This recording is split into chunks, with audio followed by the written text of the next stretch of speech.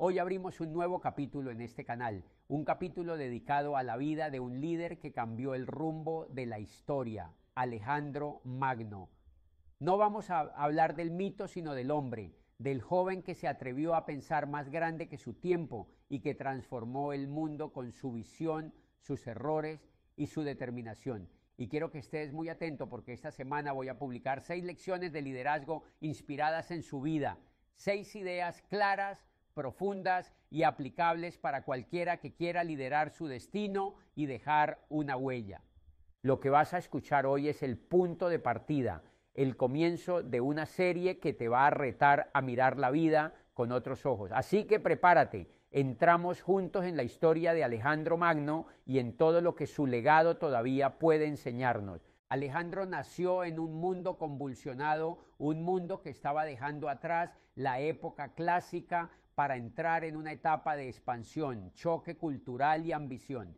Y aunque con el tiempo su nombre se convertiría en sinónimo de conquista, su historia no empieza en un campo de batalla, sino en un pequeño reino al norte de Grecia llamado Macedonia, un lugar que para los griegos de la época era sinónimo de rusticidad, de campesinos fuertes, de guerreros endurecidos por la vida, pero no precisamente de refinamiento intelectual. Y sin embargo, fue ese territorio despreciado por muchos el que vio nacer al hombre que cambiaría el destino de 3 continentes. Su padre, Filipo II, era un estratega brillante y un político implacable. Había entendido que el poder no se obtiene solo con fuerza, sino con visión.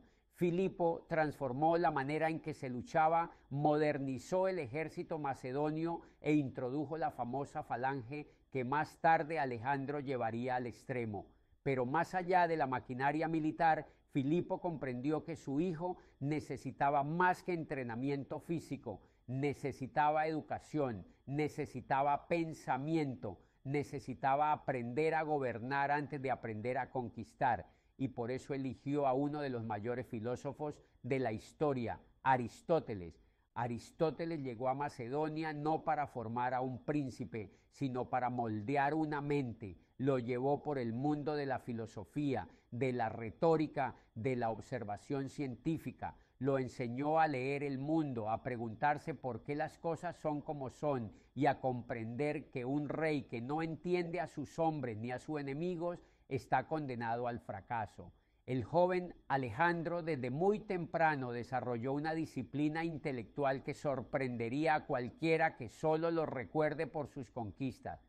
Leía, escribía, pensaba y aún en sus campañas más duras llevaba consigo un pequeño cofre lleno de libros que lo acompañaban como si fueran consejeros silenciosos. Pero al lado de esa educación sofisticada había una personalidad intensa, casi volcánica. Desde niño mostraba una determinación que impresionaba y al mismo tiempo preocupaba. Cuando apenas tenía 10 años, presenció cómo su padre compraba un caballo indomable. El animal, enorme y nervioso, se alzaba golpeando el aire con las patas. Nadie podía montarlo. Filipo, frustrado, ya estaba dispuesto a devolverlo cuando Alejandro intervino. Observó que el caballo se asustaba con su propia sombra, lo tomó del freno, lo giró hacia el sol y la bestia se calmó. En cuestión de minutos lo estaba montando. Filipo, sorprendido, le dijo aquella frase legendaria: «Hijo, búscate un reino más grande, porque Macedonia no es suficiente para ti». Esa escena no fue solo una anécdota infantil, fue una revelación. Alejandro había aprendido una de las primeras lecciones que definirían su vida. Los grandes desafíos no se vencen con fuerza bruta, sino con comprensión profunda. No se trata de luchar contra la sombra, sino de saber desde dónde iluminarla. Cuando tenía apenas 20 años, su padre fue asesinado y ese momento marcó el inicio de su ascenso. Muchos reinos se levantaron contra Macedonia, creyendo que el joven sería incapaz de mantener unido el poder que Filipo había construido. Pero Alejandro, con una mezcla de audacia y claridad, actuó con rapidez, aseguró la lealtad del ejército, sofocó rebeliones internas y restableció la hegemonía sobre Grecia, no por medio de discursos, sino demostrando que la disciplina que su padre había consolidado seguía intacta. Sin embargo, Alejandro no quería limitarse a sostener lo que ya existía. Su mente estaba enfocada en un proyecto que venía gestándose desde la época de Filipo: invadir el imperio persa. Persia era un coloso, un imperio inmenso, sofisticado, lleno de recursos y considerado por todos como prácticamente invencible. Pero Alejandro veía en esa campaña no solo un desafío militar, sino una misión de vida, un puente entre mundos, una forma de trascender. Cuando cruzó hacia Asia Menor con su ejército, no llevaba consigo solo lanzas y escudos, llevaba convicción, llevaba curiosidad, llevaba un deseo profundo de entender sociedades, religiones, culturas. Esa es una parte de su personalidad que suele pasarse por alto. Alejandro no fue solo un militar, fue un observador del mundo. Cada ciudad que tomaba era también una escuela. Cada cultura que conocía se volvía parte de su identidad. Por eso su imperio no fue solo una línea de territorios conquistados, sino un tejido de ideas mezcladas. La primera gran prueba en Persia fue la batalla del río Gránico. Era la primera vez que los macedonios se enfrentaban directamente a los sátrapas persas. Y aunque muchos de sus generales lo aconsejaron esperar, analizar, planear con más calma, Alejandro decidió atacar de inmediato. Ese era su estilo. Cuando veía oportunidad, avanzaba, y en esa batalla demostró que no solo era valiente, sino que había desarrollado un liderazgo capaz de contagiar seguridad a sus tropas, incluso en condiciones desfavorables. Ganó, y con esa victoria abrió la puerta a una campaña que cambiaría para siempre la historia del mundo. Pero su mayor prueba llegaría después en la batalla de Issos. Allí enfrentó por primera vez al propio Darío III, el rey de Persia. Darío comandaba un ejército casi 3 veces más grande. Las posibilidades estaban en contra de Alejandro, pero el macedonio entendió algo que de nuevo revela su formación. Una batalla no se gana solo con números, se gana con estrategia. Aprovechó el terreno estrecho para neutralizar la ventaja persa y con un ataque directo hacia el centro consiguió romper la línea enemiga. Darío huyó y esa huida cambió todo. Cuando el rey de un gran imperio escapa frente a ti, tu nombre deja de ser el de un simple general. Empiezas a convertirte en una leyenda viviente. Sin embargo, cada victoria traía un precio. El avance hacia Egipto, hacia Mesopotamia, hacia Babilonia, hacia Susa, no era solo gloria, era desgaste físico, era tensión psicológica, era enfrentarse no solo a enemigos externos, sino a las propias sombras internas. Uno de los momentos más dolorosos de su vida ocurrió cuando, en medio de una discusión, mató a su amigo Clito, el mismo hombre que le había salvado la vida en batalla años atrás. Alejandro, impulsivo, dominado por el alcohol y la presión, reaccionó con violencia. Y ese acto lo persiguió durante el resto de su vida, porque detrás de su figura de conquistador había un hombre, un ser humano que cargaba culpas, heridas emocionales, contradicciones. Ese es el Alejandro que rara vez se cuenta, el que entendía que su grandeza iba siempre acompañada de un profundo costo personal. Cuando derrotó definitivamente a Darío en Gaugamela, el mundo entero pareció rendirse a sus pies. Se convirtió en rey de Asia, entró en Babilonia como un liberador, tomó Susa y Persépolis, pero no destruyó culturas, se integró con ellas, admiraba a los persas, a sus sistemas administrativos, a su arte, a sus costumbres.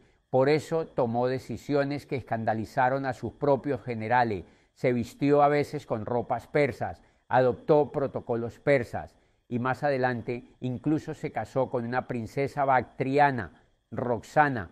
Alejandro no quería simplemente dominar Persia, quería fusionarse con ella, crear algo nuevo, unir Oriente y Occidente en un proyecto cultural que iba más allá de su tiempo. Muchos dicen que su ambición era desmedida, pero si se observa con atención, su visión no era la de un tirano que desea poder absoluto, sino la de un hombre que no concebía fronteras mentales. Donde otros veían diferencias irreconciliables, él veía la posibilidad de integración.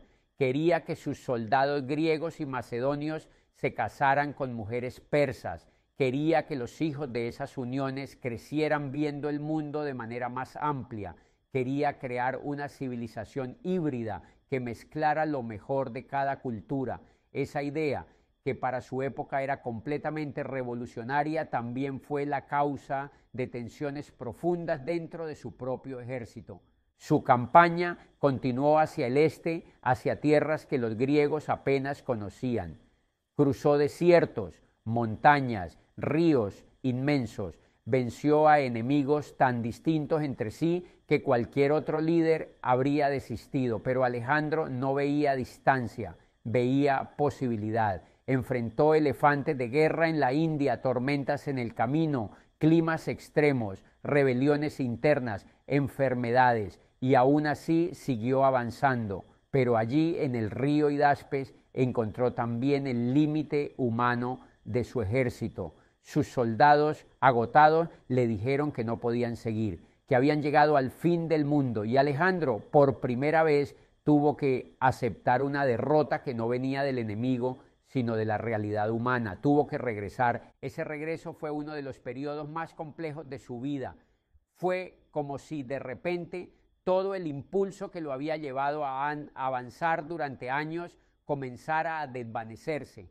Había logrado lo imposible, había creado el imperio más grande que el mundo había visto hasta entonces, había llevado a sus hombres más lejos de lo que cualquier ejército había soñado, y sin embargo, dentro de él comenzaron a surgir dudas, tensiones, conflictos internos que nunca antes lo habían tocado, porque conquistar hacia adelante es relativamente sencillo cuando la meta está clara, cuando el enemigo está enfrente y el horizonte te empuja, pero conquistar hacia adentro, conquistar el silencio después de la victoria, esa es otra batalla, una batalla para la que ni siquiera Alejandro estaba preparado. Era como si el mundo que antes parecía inmenso, ahora quedara pequeño, como si no hubiera más montañas por escalar ni más fronteras que romper. Alejandro había sido un rey moldeado para la expansión, un hombre educado para avanzar sin detenerse, y de pronto se encontraba obligado a mirar atrás,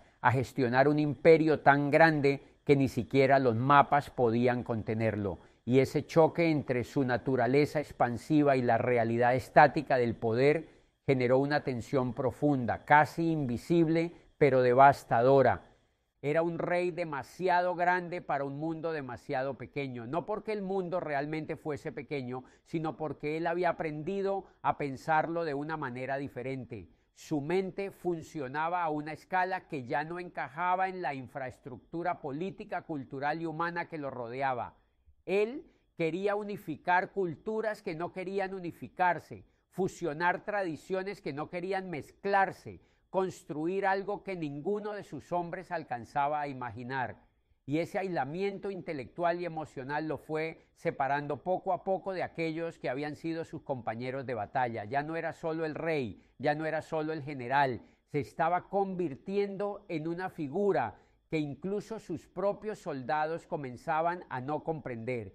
Cuando llegó a Babilonia, la ciudad que él mismo había soñado convertir en la capital de su imperio universal, su salud empezó a deteriorarse misteriosamente. Era como si todo el desgaste acumulado durante años de marchas interminables, batallas feroces, noches sin descanso y decisiones que cambiaban el destino de miles, se hubiera acumulado en su cuerpo esperando un solo momento para cobrar factura. Algunos dicen que fue una enfermedad, otros un complot, otros el peso del estrés y la presión. Pero más allá de las versiones hay un hecho indiscutible. Alejandro, el invencible, empezó a quebrarse por dentro, y es simbólico, incluso poético, que el hombre que nunca perdió una batalla terminara siendo vencido por algo invisible. Uno puede resistir flechas, espadas, ejércitos enteros, pero cómo se lucha contra la fragilidad del propio cuerpo, cómo se enfrenta uno a un enemigo que vive dentro. Esa es la paradoja de muchos grandes personajes de la historia. Conquistan el mundo, pero no pueden conquistar el desgaste que dejan las conquistas. En Babilonia, rodeado de generadores, de comandantes, de médicos que no sabían qué hacer, Alejandro entró en una etapa de vulnerabilidad profunda. Ya no era el hombre que corría al frente del ejército, ahora era un líder inmóvil, atrapado en su propio lecho, viendo cómo el imperio que había creado empezaba a desordenarse a su alrededor. Y quizá la parte más dura fue darse cuenta de que por primera vez en su vida ya no podía avanzar, ya no podía empujar límites, ya no podía desafiar el mundo. Fue el momento en que el hombre que había expandido todos los horizontes tuvo que enfrentarse al único que jamás podría cruzar, su propia mortalidad. Tenía apenas 32 años, un hombre joven, invencible en apariencia, pero vulnerable como cualquiera. Su muerte llegó rápido. Muchos especulan, enfermedad, malaria, intoxicación.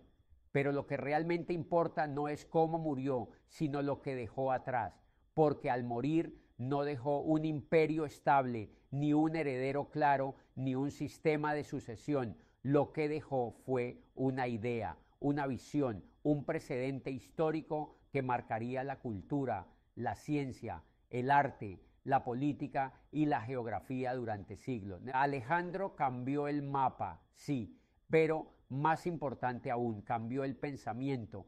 Fue el puente entre el mundo griego clásico y el mundo helenístico, una etapa donde las fronteras se diluyeron, donde las ciudades se convirtieron en centros de conocimiento multicultural, donde los filósofos, los científicos, los comerciantes y los artistas empezaron a ver el mundo de una manera más amplia, más conectada, más universal. Ese es su verdadero legado. No se mide en kilómetros conquistados, no, sino en la expansión mental que provocó. Enseñó que la grandeza no está solo en vencer, sino en comprender, en integrar, en mirar más allá, en no aceptar el mundo tal como es, sino atreverse a imaginar lo que puede llegar a ser. Y aunque su vida fue corta, su impacto fue gigantesco, porque hay personas que no necesitan vivir mucho para vivir intensamente, para dejar una huella que supera la propia existencia. Y cuando uno estudia su vida con calma, sin glorificación innecesaria, entiende que Alejandro no fue perfecto, fue impulsivo, fue orgulloso, cometió errores dolorosos. Hubo momentos en que sus pasiones hablaron más fuerte que su razón y situaciones en las que su ambición lo llevó a decisiones que incluso él mismo lamentaría después. No era un héroe de mármol, era un ser humano de carne y hueso, lleno de contradicciones, presionado por expectativas gigantescas y atrapado en la compleja máquina de poder que había heredado y luego multiplicado. Pero también en esa mezcla de defectos y virtudes aparece su grandeza más auténtica, la capacidad de atreverse a ir donde nadie más había ido, de cruzar montañas que otros consideraban imposibles, de enfrentar ejércitos que parecían invencibles, de avanzar incluso cuando la lógica sugería detenerse. Alejandro fue un hombre que se atrevió a pensar más allá de su tiempo, a imaginar un mundo que no existía, un mundo donde las culturas no estuvieran destinadas a destruirse entre sí, sino a mezclarse, a dialogar, a aprender unas de otras. Y esa visión, que para muchos de sus contemporáneos era casi una locura, lo llevó a cuestionar las fronteras, no solo geográficas, sino mentales, porque para él las fronteras eran construcciones, límites que los seres humanos se ponían por miedo, por costumbre, por tradición, y él, con una determinación casi inquebrantable, se propuso romper esos límites. No se conformó con gobernar un territorio, quiso expandir el pensamiento, no se conformó con unir tierras, quiso unir ideas, y esa audacia, ese espíritu indomable que no aceptaba el mundo tal como era, sino que buscaba transformarlo, es lo que hace que miles de años después su figura siga siendo estudiada, debatida, analizada, porque en el fondo Alejandro nos recuerda que el mayor territorio que podemos conquistar no está afuera, sino dentro de nuestra propia mente. Esa es la figura de Alejandro que importa, la del joven que entendió que la mente, cuando se expande, nunca vuelve a su tamaño original, la del hombre que miró a su alrededor y dijo: el mundo es demasiado grande para vivir pequeño, y aunque su cuerpo quedó en algún punto entre Babilonia y Alejandría, su influencia sigue viva cada vez que alguien decide ir más allá de lo conocido, cada vez que alguien se atreve a pensar sin límites, cada vez que una cultura se mezcla con otra y crea algo nuevo. Alejandro, sin saberlo, enseñó que el destino no se hereda, se construye, que no basta con recibir un reino. Hay que expandirlo, hay que transformarlo, hay que empujarlo hasta donde la imaginación lo permita. Hablemos un poco de Aristóteles. Él fue, sin exagerar, la primera gran conquista de Alejandro, pero no una conquista militar, sino intelectual. Antes de avanzar con ejércitos, Alejandro avanzó con preguntas, y esas preguntas nacieron en las manos de un maestro que entendía que la mente de un líder es su herramienta más poderosa. Aristóteles lo recibió siendo apenas un adolescente inquieto, rebelde, lleno de energía pero sin dirección, y le abrió un universo que ningún príncipe de su época tenía a su alcance. Lo llevó a estudiar la lógica para ordenar sus pensamientos, la ética para gobernar sus impulsos, la política para entender a los hombres y la naturaleza para comprender el mundo que algún día recorrería. Lo expuso a Homero, a la poesía épica, a los valores de la virtud, del honor, del carácter, y sobre todo le enseñó algo que cambiaría todo: a pensar por sí mismo, a no aceptar la realidad como venía dada, a preguntarse siempre por el por qué y el para qué, incluso cuando la respuesta incomodaba. Esa educación no fue teórica, fue formativa. Aristóteles no moldeó a un conquistador, moldeó a un observador, un hombre capaz de leer territorios, culturas, comportamientos y decisiones con una profundidad que ningún general podía igualar. Fue él quien sembró en Alejandro la idea de que el liderazgo no se ejerce solo con autoridad, sino con entendimiento, que un reino no se domina únicamente por la fuerza, sino también por la visión. Y cuando años más tarde Alejandro se lanzó a un viaje que parecía imposible, llevaba consigo un tesoro que ningún enemigo podía arrebatarle: una mente entrenada para unir lo que otros separaban, para integrar lo que otros rechazaban, para imaginar lo que otros no podían ver. Ese fue el verdadero legado de Aristóteles en su vida, no un conjunto de conocimientos, sino una forma de mirar el mundo, una forma que de alguna manera lo acompañó en cada batalla, en cada decisión y en cada frontera que decidió romper. Por eso su historia no es solo la de un conquistador, es la de un ser humano que entendió que la vida es demasiado corta para no intentar lo imposible. Su biografía, cuando la miras despacio, no es una lista de batallas ni una enumeración de territorios conquistados, es la crónica de una mente inquieta, de un espíritu que no aceptaba la comodidad de lo conocido. Alejandro vivía con la sensación permanente de que el mundo era demasiado grande para quedarse en un solo lugar, demasiado vasto para resignarse a una existencia limitada, y en esa convicción profunda hay una enseñanza que trasciende los siglos. La verdadera grandeza no se alcanza llegando a un destino, sino atreviéndose a caminar hacia lo desconocido. Una vida que nos recuerda que la grandeza, más que una meta, es un camino que se construye paso a paso, decisión tras decisión, incluso cuando las circunstancias son adversas.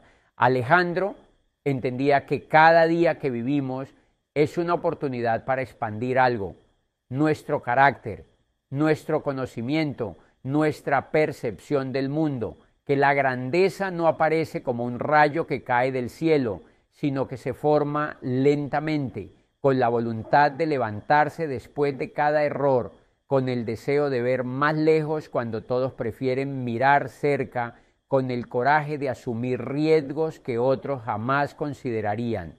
Su vida, con todas sus luces y sombras, es la evidencia de que la grandeza es un proceso interno antes que externo, y que, al igual que Alejandro, todos llevamos un imperio dentro, el imperio de nuestras ideas, de nuestras decisiones, de nuestras creencias, de esas posibilidades que a veces dejamos dormir por miedo a fallar. Cada persona, sin importar dónde haya nacido o qué circunstancias tenga, alberga en su interior un conjunto de talentos, intuiciones y capacidades que pueden transformar su vida y la de otros. Ese imperio interior no se hereda, se cultiva, se expande cuando te atreves a imaginar más, cuando te permites aprender algo nuevo, cuando decides pensar diferente a cómo pensabas ayer. Porque las ideas, cuando se alimentan, crecen, y cuando crecen empujan los límites de lo posible. El imperio de nuestras decisiones, ese territorio sutil donde cada acción que tomamos construye o destruye, avanza o retrocede, también determina quiénes somos. Alejandro entendía que cada decisión que uno toma abre un camino y cierra otro, y que por eso elegir no es un acto menor, sino una conquista silenciosa, y todos tenemos ese mismo poder, el de elegir, el de decidir qué historia queremos escribir con nuestra vida, el de optar por la comodidad o por el desafío, por la repetición o por el crecimiento, por la resignación o por la expansión. Y ese imperio también está hecho de la capacidad de ver más allá de lo que otros ven, de observar posibilidades donde otros solo ven obstáculos, de imaginar puentes donde otros levantan muros. Alejandro veía horizontes donde sus contemporáneos veían finales, veía mundos por descubrir donde otros veían el límite del mapa, y esa manera de mirar la realidad es el ente interno que decide si vivimos en un mundo pequeño o en uno inmenso. También la tenemos nosotros. La diferencia es que unos se atreven a usarla y otros no. Y ese imperio también puede expandirse si tenemos la audacia de hacerlo, la audacia de cuestionar lo que siempre ha sido, la audacia de salir de la zona donde todo está controlado, la audacia de aceptar que el crecimiento exige pérdida, incomodidad, riesgo, porque la expansión en cualquier sentido implica dejar atrás algo, una creencia vieja, un hábito inútil, un miedo antiguo. Alejandro lo sabía. Su vida fue una sucesión de renuncias y apuestas. Renunció a la comodidad de la corte para enfrentar desiertos, renunció a la seguridad del reino para caminar hacia tierras desconocidas, renunció al límite del mapa para dibujar uno nuevo. Y es allí donde su historia deja de ser solo biografía y se vuelve metáfora. Nos enseña que cada uno puede ir más lejos si se atreve, que el imperio interior puede crecer si lo empujamos hacia afuera, que no hace falta conquistar tierra, ¿no?, sino conquistarse a uno mismo, que la grandeza al final no se mide en kilómetros recorridos, sino en la expansión de la conciencia, del carácter, de la visión. Y quizá en el fondo esa es la razón por la que su nombre sigue vivo, no porque cruzó el Helesponto, sino porque nos enseña a cruzar nuestros propios límites, no porque venció a Darío, sino porque nos invita a vencer nuestras dudas, no porque construyó un imperio, sino porque nos recuerda que todos tenemos uno, y que la pregunta más importante no es si lo heredamos, sino si vamos a expandirlo.